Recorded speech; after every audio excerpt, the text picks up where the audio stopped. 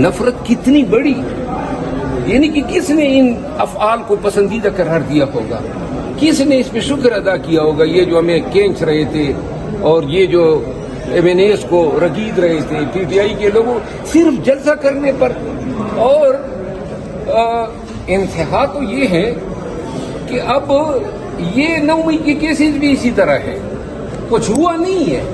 पर्चे से पता चलता है जी शमीन खान, यानी हद देखो, वजीर आला हैं कि जी उसने सिपाही से गन छीन के DSP के कंपटी पे रखा। यानी झूठ लिखने के लिए भी कुछ अकल दरकार होती है।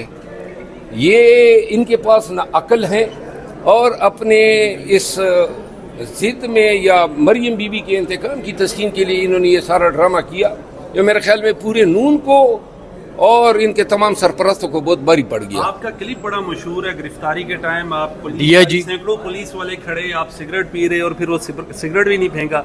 बड़ा क्लिप मशहूर है आपका गिरफ्तारी के टाइम। बहरहाल मशहूर देखें, उस वक्त जिस वक्त गिरफ्तारी हो रही थी ना, इससे पहले तो मैंने तमाम MNAs को कहा, हमारे साथ 70-75 MNAs थे और हर एक के पास 5-6 गार्ड थे। मैंने कहा आओ जी चढ़ दोते हैं इन पे, आज दो दुआत कर ही लेते हैं, क्योंकि ये तो इन्होंने हमें अगवा किया।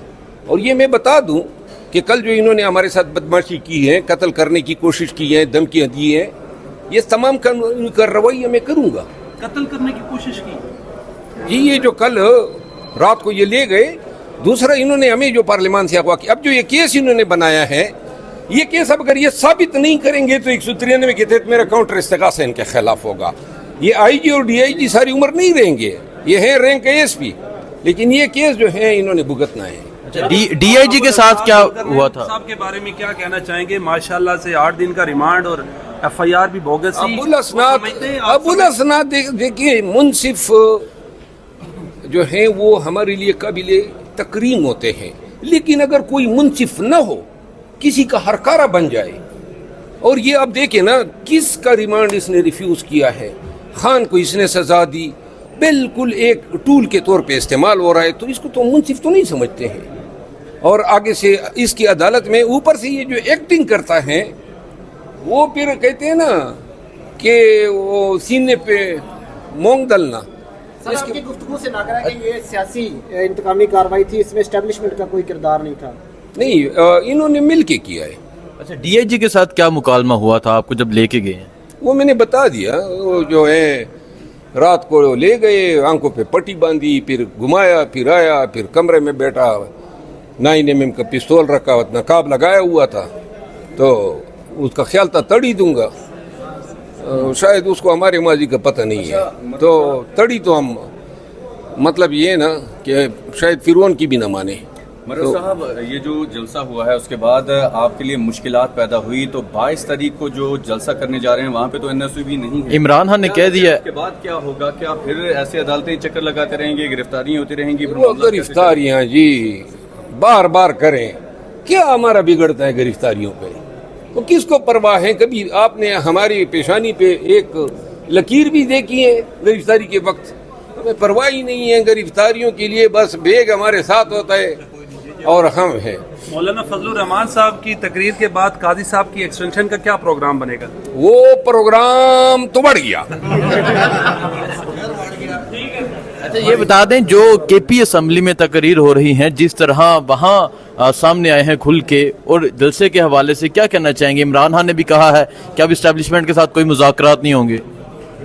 मेरा ख्याल है कि जो 8 सितंबर का जलसा था, इसमें जो बयानात हमने दिए हैं उनको बयानात से तकलीफ नहीं हुई है, उनको वो 3-4 लाख के मजमे से तकलीफ हुई है कि ये लोग पहुंचे किस तरह। रास्ते इन्होंने सारे बंद किए हुए थे और मोटरसाइकिल निकालने की जगह मैसर नहीं थी, लाखों लोग पहुंच गए। अब वो ये समझते हैं कि अगर हुआ था चाय पी के जनाब बड़े सुर से फिर रहा था, अब वही अफगानिस्तान है, वही हुकूमत है, हमारी सलाम दुआ नहीं है, तो लिहाजा इन सूरत हाल को लाना है, नॉर्मल करना है। वज़ीर आला के बयानात गैर जिम्मेदाराना है, आप समझते हैं? नहीं, मुताद्दिद बयानात हैं। वज़ीर आला जो है बड़े सही बयानात दे रहा है और कोई उसका बयान गैर जिम्मेदाराना नहीं। देखिए, उस पर बहुत बड़ी जिम्मेदारी है।